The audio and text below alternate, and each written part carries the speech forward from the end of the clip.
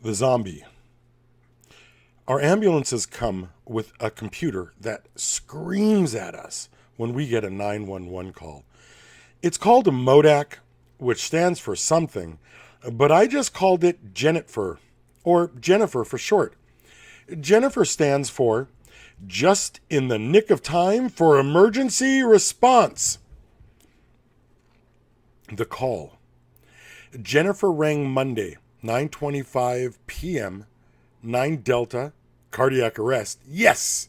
19th and Bonanza, 67-year-old male found down by friend. Caller will be waiting.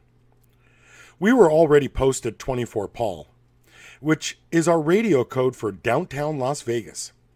It was a quick code 3 ride over, and the caller was waiting for us outside, flagging us down. As we hustled down the long hallway to the last door on the left, always the last door, she told us this story. He was several hours late for the party and didn't answer his phone. I had his spare key, so I opened the door and saw him lying there. I think he's dead, and with that she pushed open the apartment door like her speech was perfectly timed for this murder mystery theater show. She stepped aside and allowed us to enter first. We are trained to evaluate the scene for safety. Can't express how important this is. They teach us this in school. They reinforce it at work. Scene safety, and always wear your gloves. So we looked around before entering. The door opens into a partition that blocks a direct view from the hallway. When we stepped around it, we were standing where the kitchen floor linoleum meets the carpeting for the rest of the apartment. We had a view of the entire space. It was neat but sparse, the kind of mismatched for free furniture that takes years, several neighbors moving out, and a few deaths for one to acquire. What you would expect from an elderly person with little money, but still capable of tending their lives. At the far end of the living room is a slider glass door leading to a prison cell-sized balcony common to the floor plan of most apartments here in Vegas. The drapes haven't been opened in years, and what was once white is now off-white. The apartment smells musty, but not of cigarette smoke, and just off to the left is a hallway that leads to the bedroom and bathroom. Suddenly, my partner Dex elbowed me forward and mumbled, "You're the medic." Then he pushed his glasses back up his nose, shrugged, and smiled at me. Guess I was frozen there.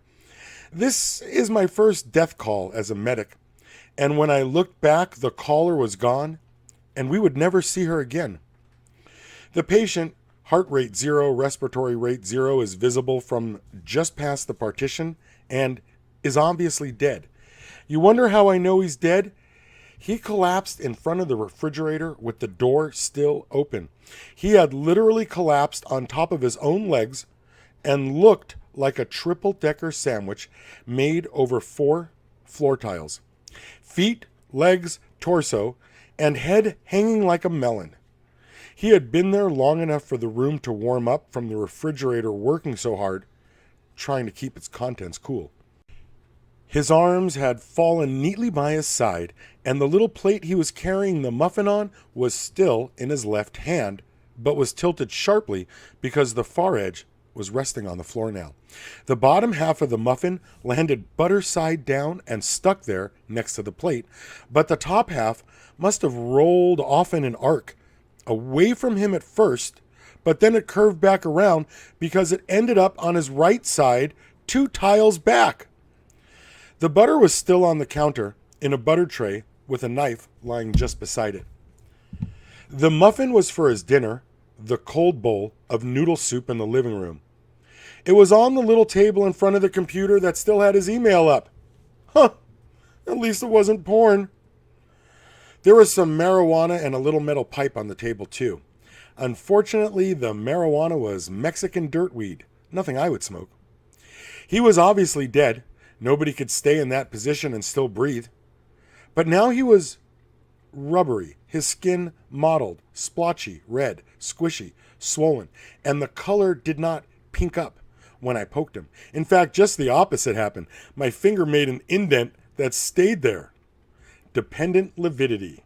Yuck. The whole scene was way creepy, but when Dex and I looked at each other, it made things a little better. Aw. It was his first dead body, too. The problem with pronouncing a dead body dead is this. Don't be wrong. Doesn't matter dead or not dead. Just don't be wrong. Know what I mean? It always makes the news when someone gets it wrong. Our protocols define a set of very specific criteria we must follow to determine if a non-traumatic patient is really dead. There are 4 presumptive signs. 1, no pulse. 2, not breathing. 3, not responding. 4, fixed and dilated pupils. But these signs alone are only presumptive and do not allow us to formally pronounce death. There must be at least one conclusive sign to support the claim of medical death. Otherwise, we must work the body and transport to the appropriate hospital.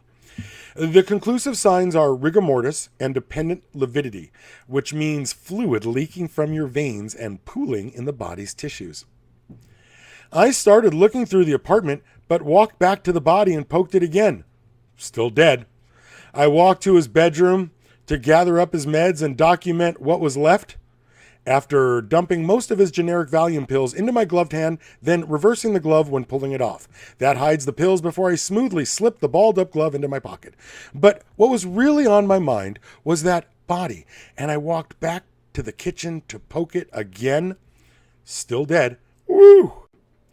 I looked around the computer area to see what else was going on and found myself repeatedly looking back to make sure he was still dead. Turns out dead bodies are like losing your keys. You know they're not in your pockets, but you keep checking and rechecking them anyway. As we were leaving, Dex put his hand on my shoulder to stop me. There was no need to check again. This call still haunts me.